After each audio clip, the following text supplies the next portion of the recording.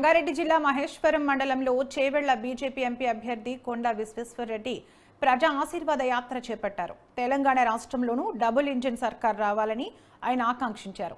దేశం కోసం, ధర్మం కోసం నిస్వార్థంతో పనిచేస్తున్న ఏకైక నాయకుడు మోదీ అని, కాంగ్రెస్ ప్రభుత్వం ప్రజలను గ్యారంటీల పేరుతో మోసం చేస్తుందని విశ్వేశ్వరరెడ్డి మండిపడ్డారు. అభ్యర్థిగా మన కొండ విశ్వేశ్వరరెడ్డి అన్న గురించి రెండు విషయాలు చెప్పి మేము ముందు చూస్తాను.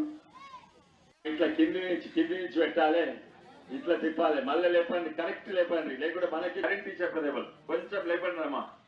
ఇట్లా కింది నుంచి లేదు, ఇట్లా తిప్పాలి. కమలం పువ్వు గుర్తుకే, పువ్వు గుర్తుకే. ఇది చేవెళ్ళ, వికారాబాద్, పరిగి మొత్తం గ్రామీణ ప్రాంతాలు, తాండూరు అన్ని తిరిగి మళ్ళీ చేవెళ్ళకు పోయి శంషాబాద్ రూరల్ మహేశ్వరంకి వచ్చినాము. మొత్తం 14 రోజు, ఇది 13వ రోజు. చాలా ఒక ఊరు తర్వాత ఒక రోజు పెరుగుతూ ఉన్నది. ఇది కేవలం ఆశీర్వాదం తీసుకొని నేను నామినేషన్ ఫైల్ చేస్తామనుకున్నాము. కానీ ఇది ఒక క్యాంపెయిన్ యాత్ర తీరు మారింది. ఎందుకంటే ఏ ఊరు అయినా మేము జాయిన్ అవుతామని ఒక జాయినింగ్ యాత్ర తిరిగైంది. సర్పంచ్లు, ఎంపీపీలు జాయిన్ అయినరు, ఇప్పటివరకు ఎంతోమంది ఇవాళ కూడా జాయిన్ అయినరు, కానీ ఇక్కడ రాలేదు, స్టేట్ ఆఫీస్లో అయినరు. అది జాయినింగ్ నేను కూడా రోజు ఒక 2000 మంది జాయిన్ అవుతుండ్రు. ఇక్కడ చేవెళ్ళ, వికారాబాద్, పరిగి, తాండూరులో ఎక్కడనైతే పార్టీ బలహీనంగా ఉందో అక్కడ జాయిన్ అవుతుండ్రు. ముఖ్యంగా టీఆర్ఎస్, కాంగ్రెస్ వాళ్ళు ఇక్కడ జాయిన్ అవుతుండ్రు.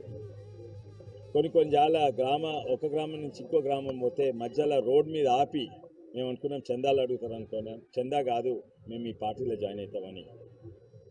గ్రామీణ ప్రాంతం ఎక్కడైతే బలహీనంగా ఉందో ఇప్పుడైతే ప్రజలు వన్ సైడ్ మోడీ దిక్కు, బీజేపీ దిక్కు వచ్చిండ్రు. ఇది చేవెళ్ళ, వికారాబాద్, పరిగి మొత్తం గ్రామీణ ప్రాంతాలు, తాండూరు అన్ని తిరిగి మళ్ళీ చేవెళ్ళకు పోయి శంషాబాద్ రూరల్ మహేశ్వరంకి వచ్చినాము. మొత్తం 14 రోజు, ఇది 13వ రోజు. చాలా ఒక ఊరు తర్వాత ఒక రోజు పెరుగుతూ ఉన్నది. ఇది కేవలం ఆశీర్వాదం తీసుకొని నేను నామినేషన్ ఫైల్ చేస్తామనుకున్నాము. కానీ ఇది ఒక క్యాంపెయిన్ యాత్ర తీరు మారింది.